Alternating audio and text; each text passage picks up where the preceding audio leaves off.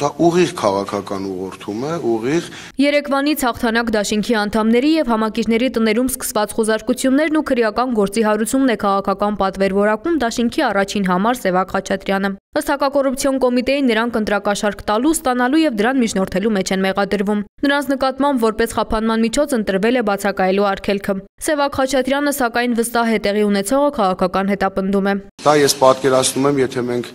հաղթանակ տանեինք, ինձ թվում է մենք ամբողջ թիմով լինելու էինք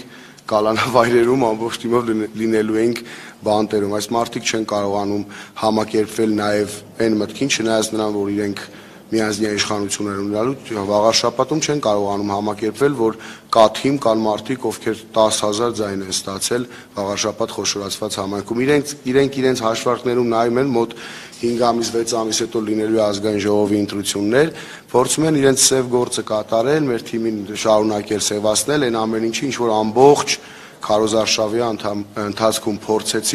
փորձեցին իրենց մոտ դա չստացվեց։ Իշխող կուսակցությունից հերքում են, թե վրեժխնդիր են լինում վաղար շաբաթի ընտրություններում երկրորդ տեղը զբաղեցրած ուժից ու պնդում քրեական հետապնդումներ չէին կարող սկսվել առանց հիմնավոր փաստերի։ Եթե օրինակ հաղթեին, ես վստահ եմ ինչ էին ասել է քաղաքական հետապնդում է, հաղթեցինք, եկան մեր դուռը թակեցին։ Հիմա կան, ենթադրում եմ, ահազանգեր տարբեր դրվագներով եւ այս պայն իրավական process է տեղի ունենում եւ արդեն իսկ աչքովս ընկել են տարբեր կտորների վերաբերյալ, որ կան արդեն բերման ենթարկված քաղաքացիներ եւ քանի որ ընթացքի մեջ է այս process-ը, ես գնահատական իհարկե կխուսափեմ տալ,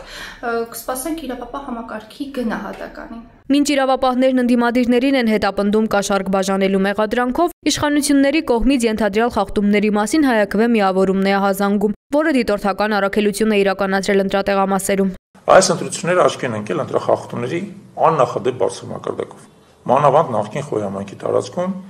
եւ դրանցից շատերը պատշաճ կերպով արձանագրված են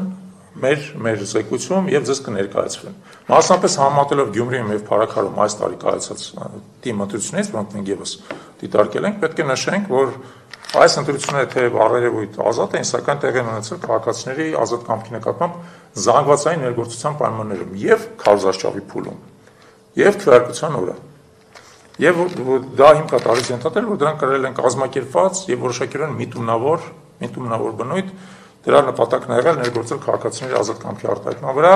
եւ դա էլ ունեցել է բավական ընդգծված ազդեցություն մանավանդ նորից կրկնում Խոյ համայնքում։ Անկախ դիտորդն էլ միայն նախընտրական քարոզչության ժամանակ 53 խախտում է արձանագրել եւ հանցագործության մասին 5 հաղորդում ներկայացրել։ Դանիել Յոհաննիսյանի խոսքով բոլոր 5 հաղորդումներն այս կամ այն կերպով կապված են քաղաքացիական պայմանագրի եւ դրա օգտին կատարվող ենթադրյալ հանցագործությունների հետ։ Քվեարկության օրը ենթադրյալ հանցագործության մասին 3 հաղորդում է ստացվել, որոնց վերաբերյալ քրեական վարույթներ են նախաձեռնվել, թե որ ուժին են առնչվում վարույթները քննչական կոմիտեն չի պարզաբանում։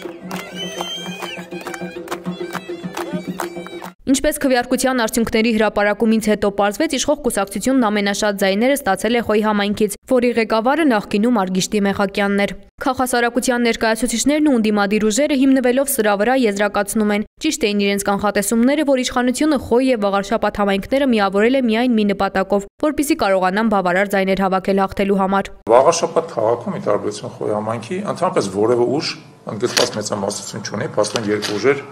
հավասարժեք աջակցություն են ստացել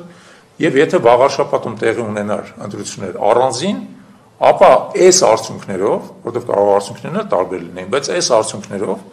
կառավարումը պետք է տեղի ունենար ավականում կոալիցիայի ձևավորման միջոցով, եթե ընտրությունները լինեին զուտ Վաղարշապատ համայնքի շրջանակներում։ Քաղաքացիական պայմանագրում սակայն չեն կիսում ընդդիմախոսների այն համոզմունքը, որ երկու համայնքները միավորելու շնորհիվ միայն կարողացան հաղթանակ տանել։ Արգիշտի Մեխակյանը հաղթել է, որովհետև կոմպետենտ է, սիրված էր եւ այն աշխատանքները, որոնք կատարում էր այս կարճ ժամանակահատվածում, պաշտոնի բերումով, ժամանակավոր պաշտոնակատար լինելու բերումով արդարացրել է եւ ժողովուրդը